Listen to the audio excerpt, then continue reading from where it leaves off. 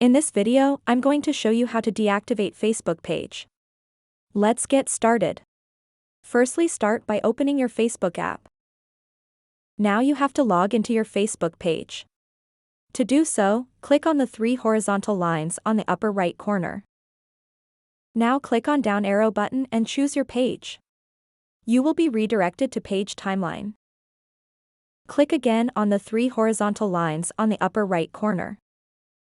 To unpublish the page, scroll down and tap Setting and Privacy. Then tap on Settings. In Settings, look for the Page section. Tap Page Settings and go to Search Settings search bar. Now right here Delete, and as you can see there is just one search result, Delete Page and Information. You'll see options to either deactivate or delete your Facebook page. Since you want to unpublish it, choose Deactivate Page instead of Delete Page. If you pick Deactivate, your page will temporarily be turned off. Your name and pictures won't show up in most places where you've shared them. You can turn it back on later if you activate the page again.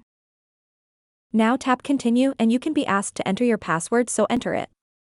I don't have to enter the password, Facebook just asks me to give a reason for deactivating. So you can choose that it's temporary and you'll come back. Tap Continue again, and you can decide when you want to turn your page back on, either right away or after a certain number of days. Finally, tap Continue and you will be asked whether you want to transfer your information and make a copy of your posts, photos, or videos.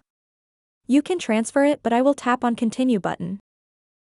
Last step is deactivating the page. If you click on Deactivate Page button, your Facebook page will be deactivated and am redirected to my personal account. And there you have it. If you have found this video helpful, simply leave a like below or subscribe because it helps me reach more people. See you soon.